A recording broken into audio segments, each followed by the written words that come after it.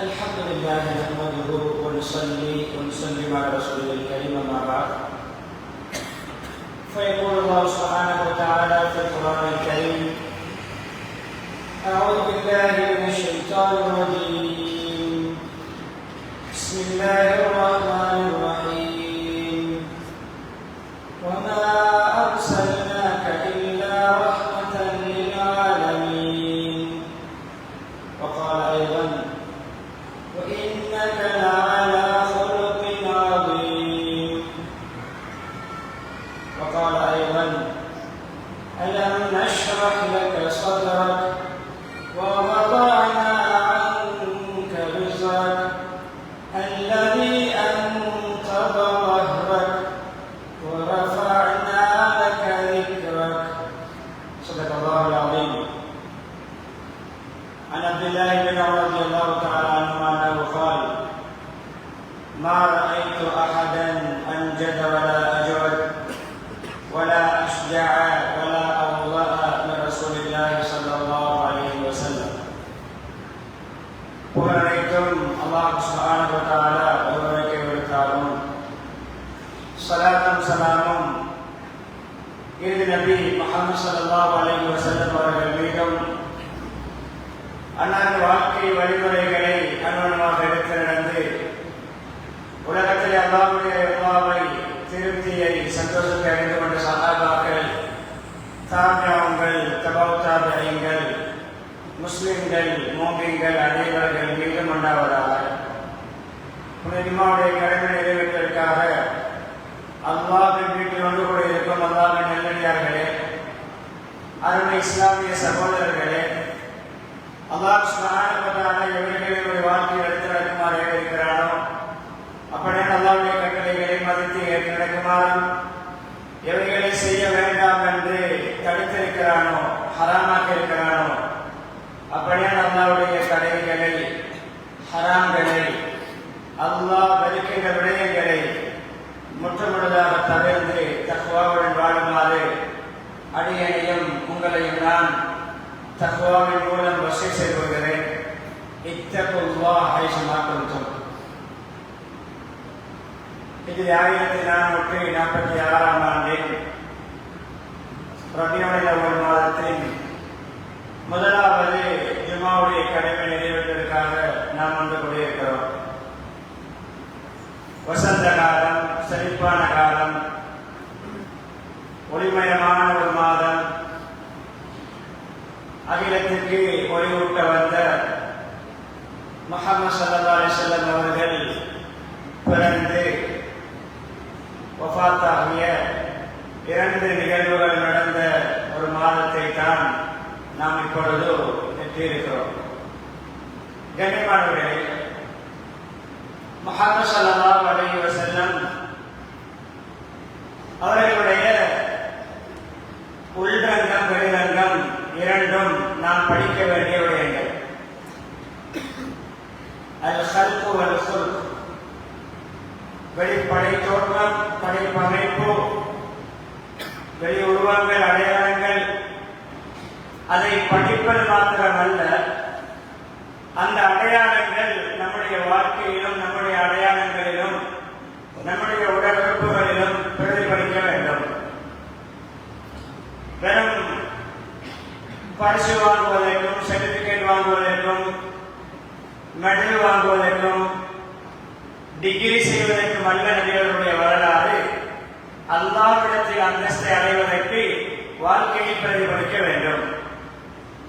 அவர்களை போன்று நம்முடைய அன்றாட நடைமுறைகள் மாற வேண்டும். அவர்களுடைய தன்மை நம்முடைய தன்மைகளிலே பிரதிபலிக்க வேண்டும். இதுதான் முஹம்மது ஸல்லல்லாஹு அலைஹி வஸல்லம் அவர்களை இறுதி தூதராக அல்லாஹ் அனுப்பிய நோக்கம். அந்த அமைப்பு கண்ணியமானவர்களே, நேரம் இடம் கொடுப்பதற்கு அமைய முஹம்மது ஸல்லல்லாஹு அலைஹி வஸல்லம் அவர்களுடைய சில முக்கியமான அங்க அவயங்கள், வெளி தோற்றங்கள், பண்பாடுகள், வாழ்க்கையில் நடந்த முக்கியமான நிகழ்வுகளை உங்களோடு நான் பகிர்ந்து கொள்ள ஆசைப்படுகிறேன். உங்களுடைய உற்சாகம், உங்களுடைய விழிப்புணர்ச்சி, உங்களுடைய கவனம் என்னுடைய தலைப்பை சிறப்பாக முன்வைப்பதற்கு உஷார் துணையாக அமையும். என்னுடைய உற்சாகம், விழிப்புணர்ச்சியை பெருகிக் கொள்ளுங்கள். அன்பானவர்களே, உலகத்தில் எந்த மனிதனும் கிடையாது, எந்த துறையில் பிரசித்தி பெற்றவராக இருந்தாலும், எவ்வளவு சாதனை படைத்தவராக இருந்தாலும், அவருடைய பிறப்பிலிருந்து வஃபாத் வரைக்கும் அக்குவேர் ஆணிவேராக திட்ட தெளிவாக வர்ணிக்கப்பட்ட ஒரு மனிதரை வரலாற்றிலே நாம் காண முடியாது. ஒரே ஒருவரை காணலாம், முஹம்மது ஸல்லல்லாஹு அலைஹி வஸல்லம்.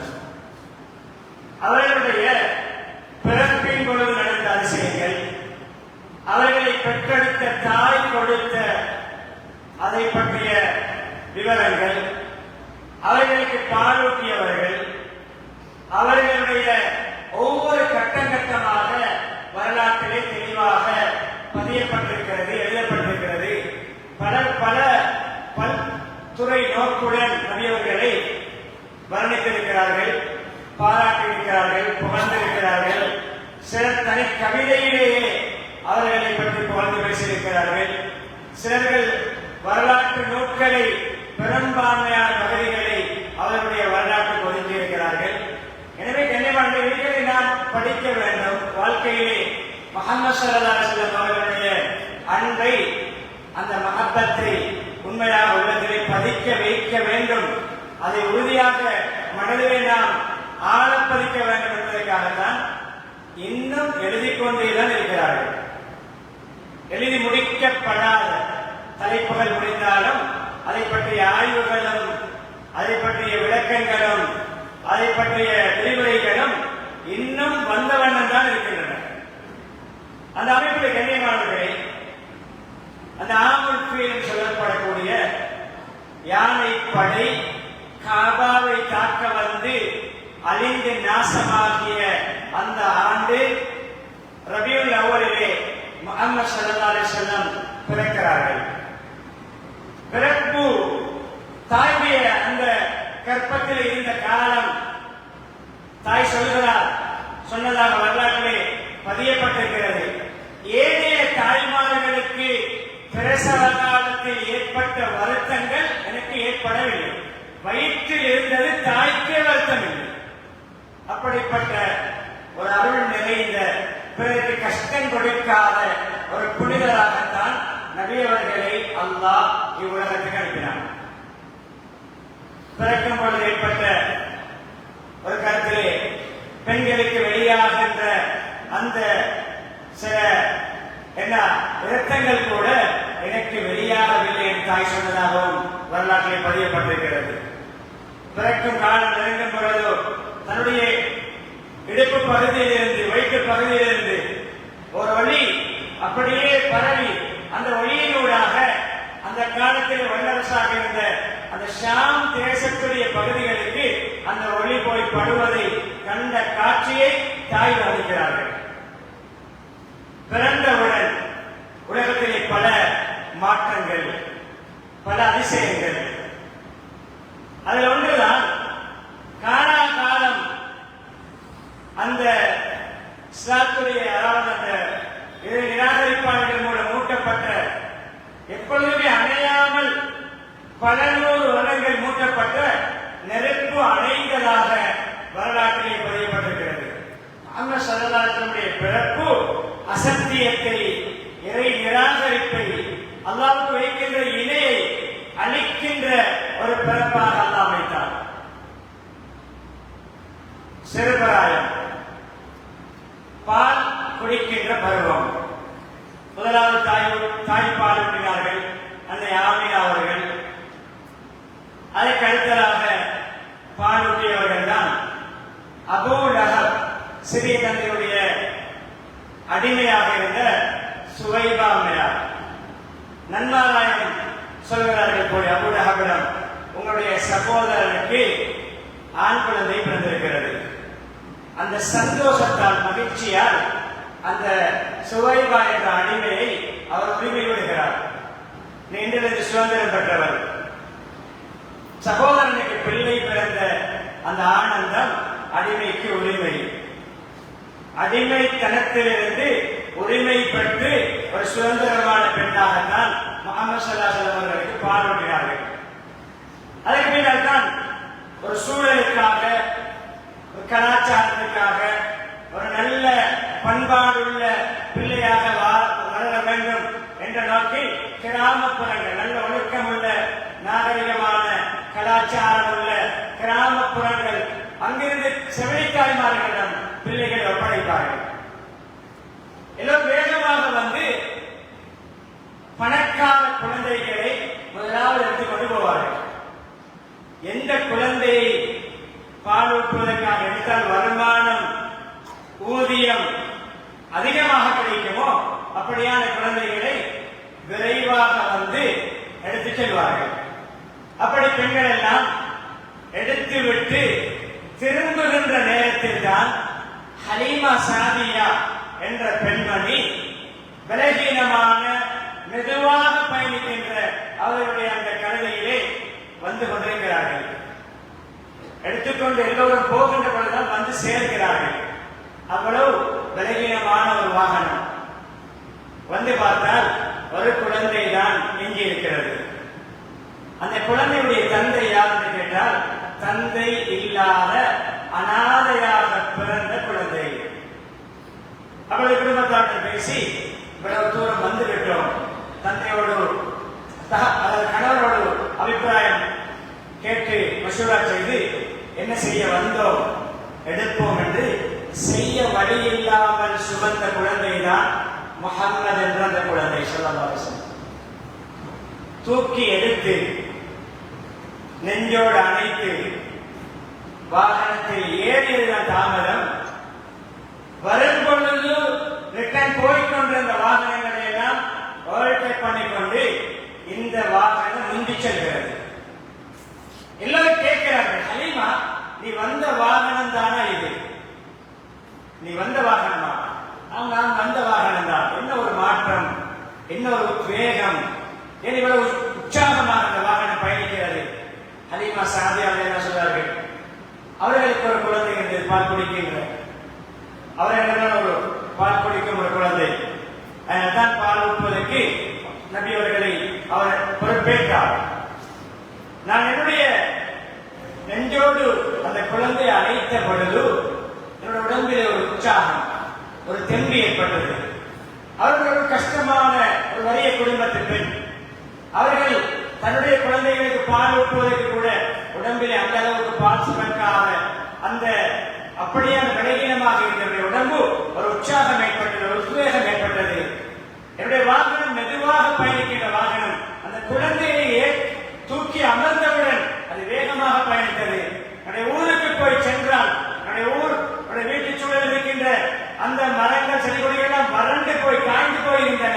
இந்த குழந்தைகளுடைய வீட்டுக்குள் கொண்டு வந்தவுடன் அந்த மரம், செடி கொடிகள் எல்லாம் பசுமையாக வளர ஆரம்பித்தன. கை குழந்தையிலேயே அதிசயமான ஒரு குழந்தை. 2 வருடங்கள் பால் ஊட்டி விட்டு தாயிடம் ஒப்படைக்கின்ற பொழுது தாயிடம் அனுமதி கேட்டு இன்னும் கொஞ்ச காலம் எங்களோட குழந்தை இருக்கட்டும் என்று அந்த குழந்தையால் தான் அடைந்த பாக்கியங்களை நீருடைய காலம் பாதுகாப்பதற்காக வேண்டி அனுமதி அளித்து இன்னும் கொஞ்ச காலம் பால் ஊற்றினார்கள். அன்பாளர்கள் எப்படி வாழ்க்கை தொடர்கிறது? 6வது வயதில் தாயை இழக்கிறார்கள். பிறக்கும் பொழுது தந்தை இல்லாமல் பிறந்தார்கள். 6வது வயதில் தாயை இழக்கிறார்கள். தாயை இழந்து அதுக்கு பின்னர் கண்ணியமானவர்களே பாட்டனுடைய பராமரிப்பிலே 500 அதுக்கு அப்துல் முத்தலிப் பாட்டனுடைய பராமரிப்பிலே வந்து 8வது 7 வருடங்கள் பூர்த்தி ஆகின்ற 8வது வயதில் பாட்டனை இழக்கிறார்கள். அதற்கு பின்னர் பெரியப்பா அபூ தாலிப் பொறுப்பெடுக்கிறார். சின்ன வயதிலிருந்து ஒரு அழகான ஒழுக்கமான பண்பாடுள்ள ஒரு நற்குண சீடராக நபி அவர்கள் அடையாளப்படுத்தப்பட்டார்கள். அபூ தாலிப் பெரியப்பா மிகவும் தன்னுடைய குழந்தைகளை விட ஒருபடி மேலே இவர்களை நேசிக்கக்கூடியவர்களாக இருந்தார்கள். இவர்கள் இல்லாமல் தன்னுடைய பிள்ளைகளுக்கு சாப்பாடை கொடுக்க ஆரம்பிக்கமானார்கள். முஹம்மத் என்ற அந்த குழந்தை வந்தால்தான் பிள்ளைகள் அவர் வந்த பிறகுதான் வீட்டிலே சாப்பிட ஆரம்பிப்பார்கள். அன்பானவர்களே, இப்படி சிறுபராயம் தொடர்கிறது. அதுக்கு பின்னால் ஒரு 12 வயது காலப்பகுதியிலே பெரியப்பா அபூ தாலிபோடு சேர்ந்து அங்கும் பயணம் போகின்ற பொழுதெல்லாம் கூடவே கூட்டிக் கொண்டு போவார், விட்டு செல்ல மாட்டார். கண்ணை இமை காப்பதை விட ஒருபடி மேலே அந்த குழந்தையை அவர் பராமரித்தார். கூட்டிக் கொண்டு போன ஒரு சம்பவத்தை தான் ஷாம் தேசத்திலே ஒரு அதிசயமான நிகழ்வு நடக்கிறது. இந்த சிறுவர் வித்தியாசமாக தென்படுகிறார். புஹைரா என்ற ஒரு யூத மதகுரு, வேதங்க தவறாத்தை படித்தவர், இறுதி தூதர், அவர்களுடைய அடையாளங்களை படித்தவர், அவருடைய அந்த வரலாற்று பின்னணியை படித்தவர் இந்த குழந்தையை நோக்கமிடுகிறார், சிறுவரை நோக்கமிடுகிறார். கொஞ்சம் வித்தியாசம் நடக்கிறது, முகத்தில் ஒரு வகையான ஒளி படர்கிறது, வித்தியாசமான நடத்தை. அந்த சிறுவர் நடக்கும் இடங்களுக்கெல்லாம் வெயில் படாமல் மேகம் நிழல் கொடுப்பதை பார்க்கிறார். அவர் மரத்துக்கு கீழே ஓய்வெடுக்கிறார். அந்த மரத்துக்கு கீழே ஓய்வெடுத்தவர்கள் எல்லாம் பின்னால் இறை தூதர்களாக வந்த வரலாற்றை அவர் படித்திருந்தார். இப்படி சில அடையாளங்களை கண்ட பொழுது இந்த சிறுவர் யாரோடு வந்திருக்கிறார்? என்னோடு தான் வந்திருக்கிறார். அபூ தாலிப் சொன்னார், என்னோடு. இவர் யார்? உங்களுக்கு என்ன உறவு? என்னுடைய பிள்ளை. தன்னுடைய பிள்ளையாகத்தான் நினைத்தவர் சகோதரனுடைய பிள்ளை பராமரித்தார். அவர் என்னுடைய பிள்ளை என்றார். மதகுரு சொன்னால், உண்மை சொல்லுங்கள், இந்த சிறுவனுக்கு தந்தை இருக்க முடியாது, இவர் அனாதையாகத்தானே பிறந்திருக்க வேண்டும். உண்மையை ஏற்றுக்கொள்கிறார்கள். அவருடைய சகோதரனுடைய பிள்ளை. அவர் சொன்னார், உடனே யூத மதகுரு தான் சொல்கிறார், உடனே இந்த சிறுவரை உங்களுடைய ஊருக்கு மக்காவுக்கு அனுப்புகின்ற துரித நடவடிக்கை எடுங்கள், உடனே அனுப்ப முயற்சிகள். ஏனென்றால் யூதர்கள் இவரை அடையாளம் கண்டால் இவருக்கு எதிராக நடவடிக்கை மேற்கொள்வார்கள். இவரோடு பொறாமை உள்ளவர்கள், காற்படிச்சுள்ளவர்கள். இவருக்கு ஆபத்து வராமல் நீங்கள் உடனே அனுப்புகிறவுடன் மக்காவுக்கு அனுப்பி வைத்த வரலாறு பதியப்பட்டிருக்கிறது. கண்ணியமானவர்களே, வாலிப பருவத்தை அடைகிறார்கள். வாலிப பருவம் ஒரு வித்தியாசமான சாதனை பருவம். நம்முடைய வாலிபர்களுக்கு ஒரு முன்மாதிரியான வாலிபத்தை நபியவர்களுடைய வாலிப பருவத்தை நமக்கு எல்லாம் கற்றுத் தருகிறார். நல்ல புத்திசாலித்தனம், நிதானமான பண்பு. அந்த வாலிப பருவத்திலேயே சமூக ஒற்றுமைக்காக பாடுபடுகின்ற ஒரு சமூக பற்று, மக்களுக்கு பணிவிடை செய்கின்ற, பிறருக்கு ஊழியம் செய்கின்ற பணிவான பண்பு, தேவையுள்ளவர்களுடைய தேவைகளை போய் நிறைவேற்றி கொடுக்கின்ற பண்பு, மூத்தவர்களை மதிக்கின்ற பண்பு, ஒழுக்கமான நடைமுறைகள் பண்பாடுகளை கொண்ட நல்ல ஒழுக்கமான பண்பாடுள்ள ஒரு வாலிபர். அன்பானவர்களே, வாலிபர் பருவத்திலிருந்து ஒரு சிறப்பு பெயர் கிடைக்கிறது, அஸ்ஸாதிக் அல் அமீன், நம்பிக்கை நாணயம், உண்மைத்தன்மை, நேர்மை. அஸ்ஸாதிகுல் அமீன் முஹம்மதுன் அன்-நபி, முஹம்மது ரசூல் என்ற ஸல்லல்லாஹு அலைஹி வஸல்லம் அவர்களுக்கு நபி ரசூல் என்ற பட்டம் அல்லாஹ்விடமிருந்து கிடைக்க முன்னால் மக்களிடமிருந்து நம்பிக்கையாளர், நாணயமுள்ளவர், நேர்மையானவர் என்ற பெயர் கிடைக்கிறது. அந்த காலத்தில் பல சமூக பணிகளில் பங்கெடுத்த வரலாறுகள் இருக்கின்றன. விரிவாக பேச நேரம் இடம் கொடுக்காது. இந்த காலத்தில் அவற்றை நாங்கள் படிக்க வேண்டும். ஒவ்வொரு மஸ்ஜிதுடைய நிர்வாகிகளும் இதை உலமாக்களை வைத்து மக்கள் மயப்படுத்த வேண்டும். குறிப்பிட்ட செய்வதல்ல. மஸ்ஜிதிலே கண்ணியமானே முஹம்மது ஸல்லல்லாஹு அலைஹி வஸல்லம் முழு வாழ்க்கை சுருக்கங்களும் உலமாக்களை கொண்டு மக்களுக்கு, பொதுமக்களுக்கு ஊட்டப்பட வேண்டும், புகட்டப்பட வேண்டும். இது நம்முடைய அமானிதம். எத்தனை பேருடைய வரலாறுகள், ஹிஸ்டரிகள், எத்தனை பேருடைய சாதனைகள், எத்தனை பேருடைய குடும்ப பின்னணிகள், எத்தனை பேருடைய பிள்ளைகள், குழந்தைகள், அவருடைய துறைகள், அவர்கள் சாதித்த சாதனைகள் எல்லாம் எங்களுடைய வாலிபர்கள், சிறுவர்கள், பெரியவர்கள், ஆண்கள், பெண்கள் எல்லோருக்கும் தெரியும். ஒரே மூச்சிலே நபி ஸல்லல்லாஹு அலைஹி வஸல்லம் மனைவிமார்களை சொல்லுங்கள் என்றால் சில வேளை இந்த சபையில் இருக்கின்ற மூத்தவர்கள் கூட தடுமாறலாம். வாலிபர்கள் எழுப்பி நபியுடைய குழந்தைகளுடைய பெயர்களை அப்படி சொல்லி முடிக்க என்றால் சொல்ல தெரியாமல் இருக்கலாம், மூன்றோடு நிற்கலாம், இரண்டோடு நிற்கலாம். எங்கு போகிறது கண்ணியமானவர்களே? முஹம்மது ஸல்லல்லாஹு அலைஹி வஸல்லம் வாழ்க்கையை படிக்க வேண்டிய ஒரு நபர் என்றால் முதல் இலக்கம் முஹம்மது ஸல்லல்லாஹு அலைஹி வஸல்லம் அவர்கள். வாலிப பருவத்திலே அஸ்ஸாதிக் அல் அமீன், பெரும்பாலும் 20-25 வயதுக்கு இடைப்பட்ட காலத்தில் தான் ஹில்ஃபுல் ஃபுதூல் என்ற ஒரு உடன்படிக்கை இருக்கிறது. ஒரு சங்கம் உருவாக்கப்படுகிறது. அது என்ன சங்கம் என்றால், ஒரு பாணியில் சொல்வதாக இருந்தால் மனித உரிமைகள் கண்காணிப்பு குழு. நபித்துவத்திற்கு முன்னாலே வாலிப பருவத்திலேயே மனித உரிமைகளை பேணுகின்ற சங்கத்திலே ஒரு சொல்ல போனால் ஒரு செயலாளருடைய ஸ்தானத்திலே அப்துல்லாஹ் வீட்டில் நடந்த அந்த கூட்டத்திலே பங்கு கொண்டு அந்த பொறுப்பை எடுத்தார்கள். 25 வயது திருமணம். எதை பார்த்து சீமாட்டி இவருக்கு மனைவியாக மாறினார்கள்? முஹம்மது என்ற வாலிபரின் நேர்மை, ஒழுக்கம், பண்பாடு, வியாபார பொருட்களை கொடுத்தனுப்பி வியாபாரத்துக்கு அனுப்பி அந்த கோடீஸ்வரி சீமாட்டி ஹதீஜா அம்மையார் அனுப்பி வியாபார பொருட்களை வியாபாரம் முடிந்து வந்து காட்டிய அந்த தெளிவான கணக்கு, தெளிவான நேர்மையான எந்த திரைமறைவும் இல்லாத அந்த வியாபாரத்தில் அடைந்த லாபம் அவை ஒப்படைத்த பொழுது அவர்களோடு நடந்து கொண்ட நேர்மை, சீமாட்டி.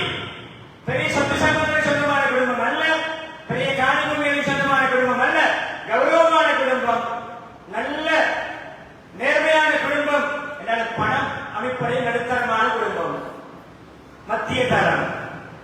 பெரிய காணிபூமியின் சொந்தக்காரர் அல்ல. ஒரு தொழில் அதிபராக இருந்த அந்த பெண்மணி இன்னும் ஒரு தொழில் அதிபரை மறுமணம் செய்யாமல் தேர்ந்தெடுத்தது தன்னுடைய வியாபார பொருட்களுக்கு பொறுப்பாக சென்று வந்த இந்த வாலிபர்கள். திருமணம் முடிக்கிறார்கள். குடும்ப வாழ்க்கை கடினமாக 25 வருடங்களுடைய வாழ்க்கை. 25 வருடங்களுடைய வாழ்க்கையில் ஹதீஜா அம்மையார் இருக்கும் பொழுது 40வது வயது நபித்துவம் கிடைக்கிறது. திருமணம் முடித்து 15 வருடங்களில் நபியாக நபிப்பட்டத்தோடும் முதலாவது ஓடி வந்தது மனைவியிடம். முஹம்மது அஸ்ஸாதிகுல் அமீன் என்ற அந்த புனிதருக்கு நபிப்பட்டம் கிடைத்து முஹம்மது நபி என்ற பெயரோடு முதலாவது நபிப்பட்டத்தை பகிர்ந்து கொண்டது அன்பு மனைவி ஹதீஜா அம்மையாரோடு. நபியாக முதலாவது நபியவர்கள் தன்னுடைய கண்ணால் பார்த்தது மனைவியுடைய முகத்தை. சமுதாயத்திலே நபியை முதலாவது கண்டது மனைவி ஹதீஜா ரலியல்லாஹு அன்ஹா. தெரியும் நிகழ்வு. போர்ச்சுகல் புதிய ஒரு அனுபவம். ஜிப்ரீல் அலைஹிஸ்ஸலாத்தை கண்டு திடுக்கிட்டுக் கொண்டு நடுங்கிக் கொண்டு போற்றி விட்டார்கள். பல போர்வைகளை கொண்டு போற்றியதாக வருகிறது. ஆறுதல் சொன்னார்கள், உங்களை அதை வீணாக்க மாட்டான், கேவலப்படுத்த மாட்டான், நஷ்டப்படுத்த மாட்டான். நீங்க நல்லவர், இனவர்களை சேர்ந்தடையக்கூடியவர், மக்களுக்கு உதவி செய்யக்கூடியவர், கஷ்டப்படக்கூடிய கஷ்டங்களை போக்கி வைக்கக்கூடியவர், இல்லாதவர்களுக்கு சம்பாதித்து நீங்கள் செலவழிக்கக்கூடியவர், நல்ல நல்ல சமூக பணிகளிலே பொது பணிகளிலே மக்களுக்கு ஏற்படுகின்ற அசம்பாவிதங்கள் சிரமங்கள் சோதனைகளிலே நீங்கள் ஹெல்ப் பண்ணக்கூடியவர், சத்திய பாதைகளை பயணிக்கக்கூடியவர். உங்களை எல்லாம் வீணாக்க மாட்டார். நபி அவர்களை கண்ணியமானவர்களே, கதீஜா அம்மையார் ஆறுதல் படுத்துவதற்கு பேசிய அனைத்தும் நபியுடைய பண்பாடுகள், குணங்கள். வாழ்க்கை அப்படி தொடர்கிறது. கதீஜா ரலியல்லாஹு அன்ஹா கூடவே துணையாக இருந்து நபித்துவத்துக்கு மிகவும் உதவியாக இருந்து தன்னுடைய சொத்துக்களை பணங்களை அதற்காக செலவழித்து கணவருக்கு நல்ல ஒரு பக்கபலமாக இருந்து இந்த இஸ்லாம் வளர்வதற்கு அவர்களுடைய அந்த துணை பிரதானமான பங்களிப்பாக இருந்தது. கண்ணியமானவர்களே, ஒரே வருடத்திலே நாம் பேச்சுக்கு சொல்வதாக இருந்தால் 2 கைகளையும் இழப்பது போன்று கதீஜா அம்மையாரையும் இழக்கிறார்கள். தன்னை மிகவும் அன்பாக பராமரித்த பெரியப்பா அபூ தாலிபை இழக்கிறார்கள். அந்த ஆண்டு பிறந்த ஆண்டுக்கு பேர் ஆமுல் ஃபீல். இந்த கண்ணியமானவர்களுடைய ஆண்டுக்கு பேர் நபித்துவத்துடைய 10வது வருடம் 50வது வயதில் 25 வருட குடும்ப வாழ்க்கையை ஒத்துழைத்த அன்பு மனைவி இருக்கிறார்கள். தன்னுடைய 8வது வயதில் புறப்படுத்தி 42 வருடங்கள் தன்னை பராமரித்து அன்பு காட்டிய பெரியப்பாவை இருக்கிறார்கள். அந்த வருடத்துக்கு பெயரே ஆமுல் ஹுஸ்ன், துக்க ஆண்டு. அன்பானவர்களே, அதுக்கு பின்னால் அந்த கவலையோடு இருந்த முஹம்மது ஸல்லல்லாஹு அலைஹி வஸல்லம் அவர்களை மன ஆறுதல் படுத்துவதற்காக, அந்த நொந்து போயிருக்கின்ற உள்ளத்தை குளிர வைப்பதற்காகத்தான் அல்லாஹ் இஸ்ரா வல் மிஅராஜ் இரவு பயணத்தை அல்லாஹ் மேற்கொள்ள வைத்தார். தொழுகையை சர்ப்ரைஸாக கொடுத்தான்.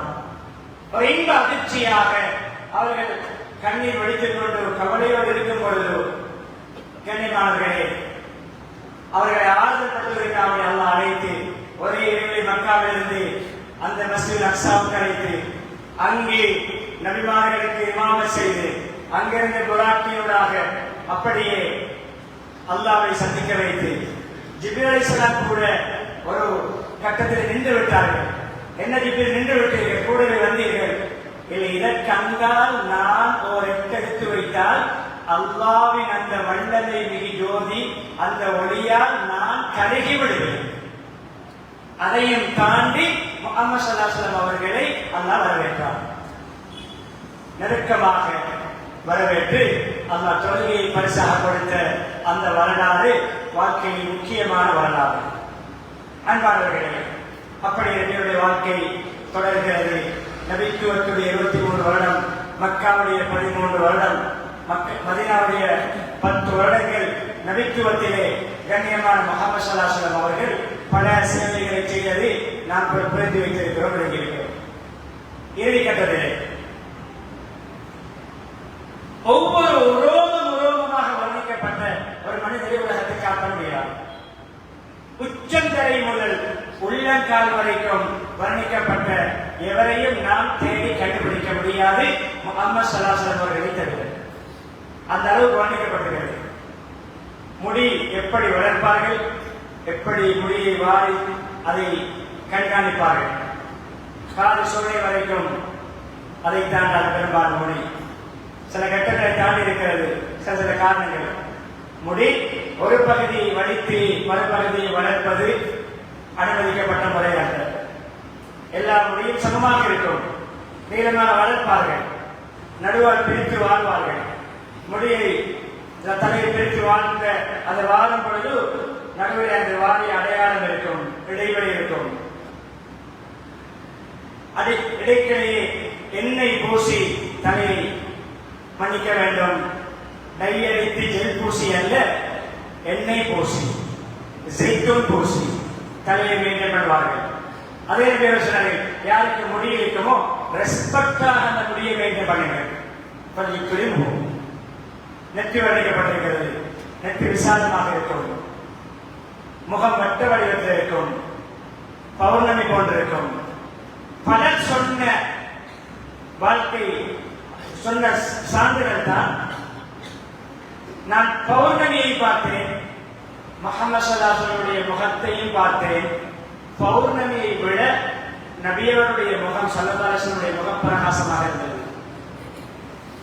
கண்ணியமானவர்களே, விசாலமான நெற்றி, வில்லு போன்ற புருவம், இரண்டு புருவங்களுக்கு இடையிலே ஒரு சிறிய மிருதுவான முடி இடைவெளி, கோபப்படும் பொழுது இரண்டு புருவங்களுக்கு இடையில் இருக்கின்ற நரம்பு அப்படியே பொங்கும், கொஞ்சம் பொங்கிய போன்றிருக்கும். கண்ணியமானவர்களே, நூனியுல் ஃபம், மீமியுல் அன்ஃப், மீம் எழுதுவது போன்று மீம் நேராக எழுதப்படுகின்ற இன்னொரு கருத்தில் அலிஃபி, அலிஃபியுல் அன்ஃப், மீமியுல் ஃபம் அழகாக அமைக்கிறார்கள். அரபியில் நூன், நூனுடைய அந்த ஷேப்பிலே வாய் இருக்கும், மீனுடைய ஷேப்பிலே மூக்கு இருக்கும், மேற்பகுதி மூக்குடைய கீழ்ப்பகுதியில் மீனுடைய வட்டம் வளைத்து மேலிருந்து கீழாக வளைத்து எழுதும் பொழுது வருகின்ற அந்த வடிவம் நேர். அப்படியே நெற்றிப் பகுதியிலிருந்து வருகின்ற பகுதி அலிஃபியுல் அன்ஃப், இந்த பகுதி அலிஃப் போன்ற நேராக இருக்கும். மூக்கு சப்பையாக இருக்காது, மிகவும் உயர்ந்ததாக இருக்காது. அந்த மூக்குடைய இந்த குழாய் பகுதி சற்று உயர்ந்திருக்கும்.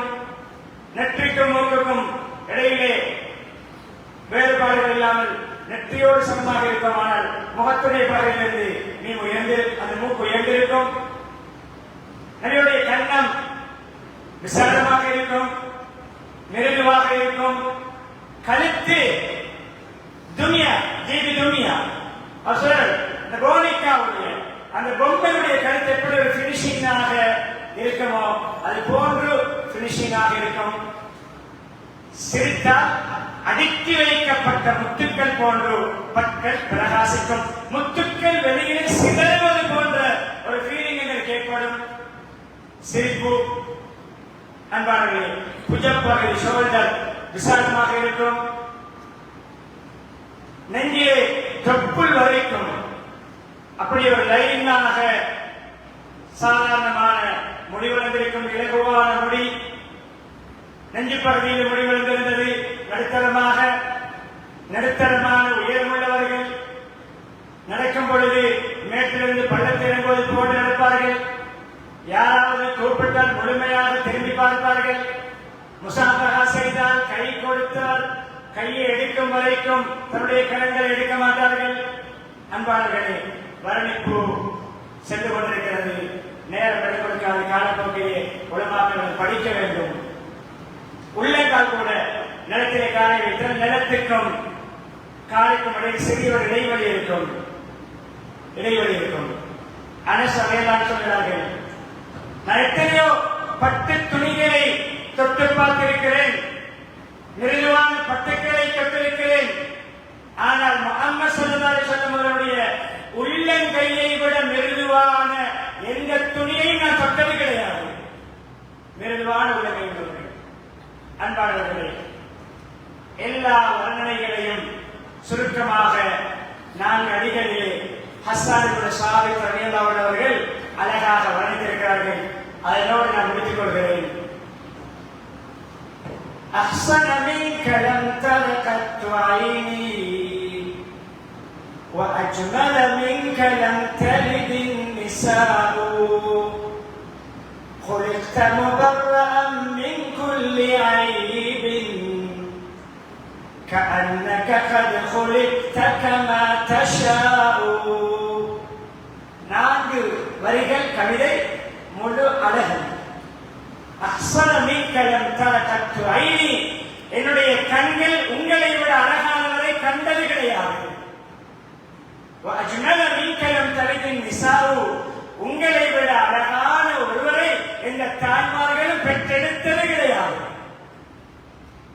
எல்லா குறைகளை விட்டும் خلقت مبرأ من كل عيب சகல குறைகள், வெளிரங்க குறைகள், உள்ரங்க குறைகள் எல்லாவற்றையும் விட்டு நீங்கள் பாதுகாக்கப்பட்டவராக, குறையற்றவராக படைக்கப்பட்டிருக்கிறீர்கள். நீங்கள்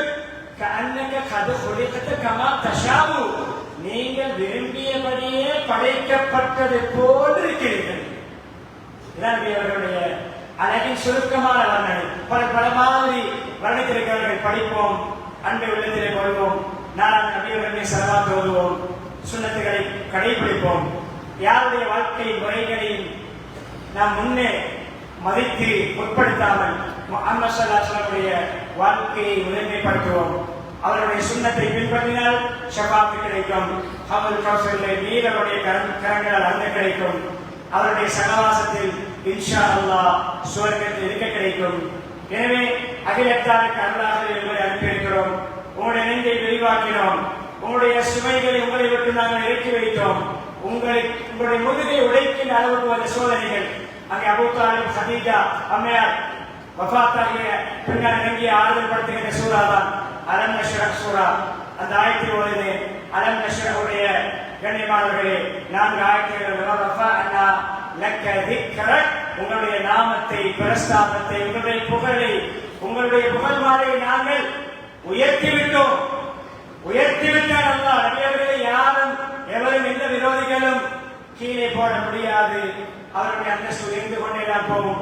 சுவர்க்கத்தை திறக்கின்ற வரைக்கும் அவர்களுடைய விடயங்கள் கண்ணியமாக உயர்ந்து கொண்டேதான் இருக்கும். சுவர்க்கத்திலும் கண்ணியமானவர்களே, சுவர்க்கத்தின் திறப்பு விழாவின் பெருமாதிரியும் அவர்கள் தான். அப்படியான முஹம்மது ஸல்லல்லாஹு அலைஹி வஸல்லம் அவர்கள் பிறந்து வஃபாத்தாகிய அந்த மாதத்தின் ஆரம்ப கட்டத்தில் இருக்கிறோம். எனவே படி படிப்போம், அவருடைய வாழ்க்கையை பிரதிபலிப்போம். அவர்களை போன்று வெளிரங்கம் உள்ளரங்கம் அனைத்தையும் நாம் மாற்றிக்கொள்வதற்கு முயற்சிப்போமாக. எல்லாம் அல்லாஹ் சுப்ஹானஹு வ தஆலா அந்த நபியர்களுடைய உண்மையான அன்பை நமது ஆன்மாவில் பதிய வைப்பாராக. நம்முடைய பாவங்களை மன்னித்து தருவாயாக, நம்முடைய பெற்றோருடைய பாவங்களை மன்னித்து தருவாயாக, மனை மக்களுடைய பாவங்களை மன்னித்து தருவாயாக, முஸ்லிம்கள் மூமின் அனைவருடைய பாவங்களை மன்னித்து தருவாயாக, உண்மையான ஈமானை தருவாயாக, இஸ்லாமிய பண்புகளை தருவாயாக, நபி ஸல்லல்லாஹு அலைஹி வஸல்லம் உண்மையான அன்பை தருவாயாக, அவர்களை போன்று வெளிரங்கம் உள்ளரங்கம் அமைகின்ற அளவுக்கு நமக்கு பக்குவத்தை தருவாயாக. அவருடைய வாழ்க்கை வரலாறுகளை படிப்பதற்கு தோல்வி செய்வாயாக, வாழ்க்கையை பிரதிபலிக்க தோல்வி செய்வாயாக. அன்னாருடைய ஷஃபாஅத்தை பெற்று கேட்டு கணக்கில்லாமல் சொர்க்கம் போகும் பாக்கியம் தருவாயாக. ஈமானுடன் வாழ்ந்து கலிமாவுடன் அமைக்கக்கூடிய பாக்கியத்தை நம் அனைவருக்கும் தருவாயாக. ஆஃபிரு தாவானா அல்ஹம்துலில்லாஹி ரப்பில் ஆலமீன். அல்ஹம்துலில்லாஹ் அல்ஹம்துலில்லாஹி நஸ்தஈனு ونستغفره ونؤمن به ونتوكل عليه ونعوذ بالله من شرور انفسنا ومن سيئات اعمالنا من يهده فلا مضل له ومن يضلل فلا هادي له ونشهد ان لا اله الا الله وحده لا شريك له ونشهد ان سيدنا ونبينا مولانا محمدا عبده ورسوله. اللهم صل على سيدنا محمد وعلى اله واصحابه الكرام وازواجه الطاهرات ومن تبعهم باحسان الى يوم الدين. اما بعد، فيا ايها الناس اتقوا الله في الخلوه كما تتقوا في الجلوه، حيث امرنا بالتقوى. يا ايها الذين امنوا اتقوا الله حق تقاته ولا تموتن الا وانتم مسلمون. ونبينا محمد صلى الله عليه وسلم يوصينا بتقوى الله. اتق الله حيثما كنت واتبع السيئه الحسنه تمرها وخالق الناس بخلق حسن. وربنا بعث رسوله الكريم رحمة للعالمين كما بين بقوله وما أرسلناك إلا رحمة للعالمين.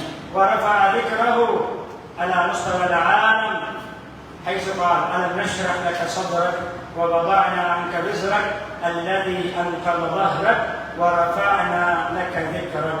جعلنا الله من المحبين لرسوله الكريم صلى الله عليه وسلم حبا خالصا حقيقيا يظهر في ظاهرنا وباطننا، وجعلنا الله من متبعي سننه المرغوبين باتباعه برحمته وفضله ومنه.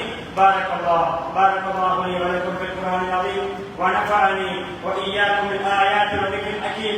أقول قولي هذا فأستغفر الله لي ولكم ولسائر المسلمين من كل ذنب فاستغفروه إنه هو الغفور الرحيم.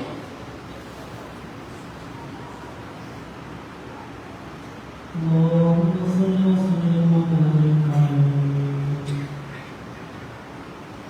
الحمد لله نحن نستعينه ونستغفره ونؤمن به ونتوكل عليه ونبذ من شرور انفسنا وسيئات اعمالنا من يهده الله فلا مضل له ومن يضلل فلا هادي له ونشهد ان لا اله الا الله وحده لا شريك له ونشهد ان سيدنا ونبينا ومولانا محمدا عبده ورسوله اللهم صل على سيدنا محمد وعلى اله وسلم تسليما كثيرا اما بعد فيا ايها الناس اتقوا الله حيثما كنتم واتبعوا السيئه الحسنه تمحوها وخالقوا الناس بخلق حسن حيث امرنا بالتقوى يا ايها الذين امنوا اتقوا الله وقولوا قولا سديدا يصلح لكم اعمالكم ويغفر لكم ذنوبكم ومن يطع الله ورسوله فقد فاز فوزا عظيما ورسولك صلى الله عليه وسلم بتقوى الله اتق الله حيثما كنت واتبع السيئه الحسنه تمحوها وخالق الناس بخلق حسن وربنا سبحانه امرنا بالصلاه على حبيبه ان الله وملائكته يصلون على النبي يا ايها الذين امنوا صلوا عليه وسلموا تسليما اللهم صل على سيدنا محمد وعلى اله وسلم تسليما كثيرا ورسولك صلى الله عليه وسلم قال ارحم امتي بامتي ابو بكر واشهد في دين الله عمر واشهد ما عثمان وقضاهم علي رضي الله عنهم وقال فاطمه سيد الجنه وقال الحسن والحسين سيد شباب اهل الجنه وقال ابو بكر وعمر سيد كهول اهل الجنه وقال اللهم اغفر لعباس وولده مغفرة الله باطنا لا تغادر ذنبا وقال الله في اصحابي لا تتخذوا غرلا من بعدي فمن احبهم فبحبي احبهم ومن ابغضهم فببغضه ابغضهم خير القرون قرني ثم الذين يلونهم اللهم اغفر للمؤمنين والمؤمنات والمسلمين والمسلمات الاحياء منهم والاموات انك سميع قريب مجيب الدعوات يا قاضي الحاجات اللهم اعز الاسلام والمسلمين واذل الشرك والكفره والمشركين ودمر اعداء الدين اللهم اجعل هذا البلد امنا مطمئنا وسائر بلاد المسلمين ربنا اغفر لنا ولاخواننا سبقونا بالايمان ولا تجعل في قلوبنا غلا للذين امنوا ربنا انك رؤوف رحيم عباد الله ان الله يامر بالعدل والاحسان وايتاء ذي القربى وينهى عن الفحشاء والمنكر والبغي يعظكم لعلكم تذكرون ولذكر الله اكبر والله يعلم ما تصنعون